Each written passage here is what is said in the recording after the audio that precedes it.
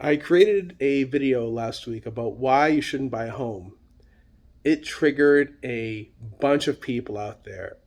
That link to that video is in the comments. So go ahead and check it out. I figured I would give a deeper explanation along with something I should have done knowing the information I know today. I used to work in corporate America many years ago. I used to run large technology groups, running IT for private and public companies. Back in 2006, I left this company I was working for, the one specifically. I worked for them in Virginia and moved to Michigan. I had to sell my fairly large, nice home in Virginia, and I bought it at a good deal at the time, and I was going to clear about $350,000. Not bad.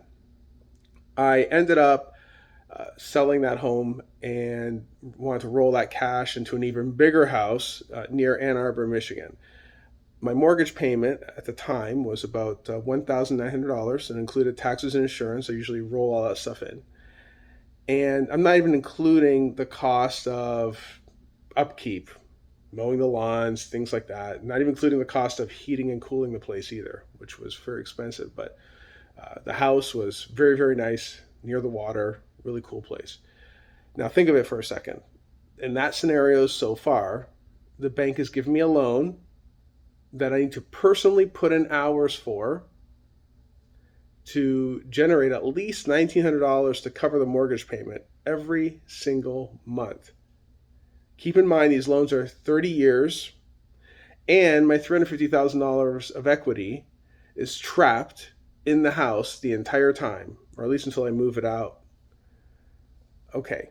And and the value of that house that I just bought is greatly determined by the homes in the local market. I have no control of the appreciation side. That's just a matter of course when it comes to single family. Okay, back in 2006, a nice, clean C class property, 40 unit deal, you could probably pick up for about 25,000 a door, about $1 million. Rents were probably about $600. So let's figure 7% vacancy and a 50% expense ratio. The annual operating income would be about $81,000 after debt service. So this would be about $6,700 a month. For lending, I figured 75% with a 5.1 interest rate. So I would probably just use 250,000, put it into equity, and set aside the 100,000 for unit turns and reserves and things like that. Now, keep in mind these are all very rough numbers. Now, it would have taken not very long to get the $350,000 back on that property and just on the NOI, right? It would have taken about just about 4 years really to pull back all the NOI just from the property by itself. Once I improve the units, make it look better, improve the curb appeal, drive up rents, I could do a refi in 4, maybe 5 years. It would have been past the 2008 crash and everything else like that, and I could have pulled out just about all my equity or close to it, and I could have rolled it into the next deal if I wanted to, or buy my own house if I wanted to at that point too. In the meantime of doing all this, though, okay, I would have lived in an apartment, nice place, nothing crazy, and I even could have used a small part of that cash flow from the 40 unit to pay for that apartment. Living in an apartment, you got no taxes, you got no property insurance, no upkeep. You don't have to worry about mowing the lawn or anything else like that. So that's always nice. And like I said, I would have refinanced and pulled all that equity out while getting the cash flow all along the way. Even hanging on to it, even if I would have kept it all the way till today, it still would be cash flowing as I would keep updating the units and bring up the rents in line with the market. Of course, doing all this, doing a plan like this, is highly dependent on your lifestyle and goals. If you want to live in a home and have the backyard and all that stuff, it's cool. I'm not mad at it. It's fine. In my case, I was focused on I was focused on single family homes at the time, renting those out, buying those and renting them. And I wasn't even aware of commercial real estate or even syndication for that matter. What I had to do is really learn it. But if I had to do it all over again with the knowledge I have today, that is definitely how I would have done it, 100%. I would have done what I had to do to get into the multifamily game.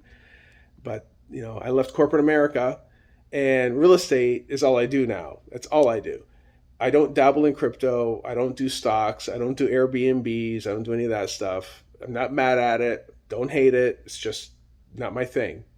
I want to focus on a proven business model. And the real estate industry, at least the modern real estate industry that we know and love here, started all the way back in the late 19th century. So fortunes have been built on it. It's proven. It works. Not much to say about it. Certainly, finding deals today, especially like the ones I just said a second ago, are extremely difficult, almost impossible in today's world. But you know what? You can always partner with someone that knows what they're doing, and usually they're getting into nicer, bigger deals. It's also a little less risky. If cash flow is your thing, then maybe you want to consider doing a single tenant net lease or a net lease fund rather. They'll give you that predictable, steady monthly returns. Anyway, what do you think? Leave a comment in the description. Would love to hear from you. And if you'd like to know more about how this stuff works and you want to move some of that currency they have in your pocket right now, move that's losing value every single day, move that currency into a cash flowing asset, click the link in the description. Let's book a call. Let's get on the phone. Let's talk about it. All right. Be bulletproof, guys. I will talk to you soon.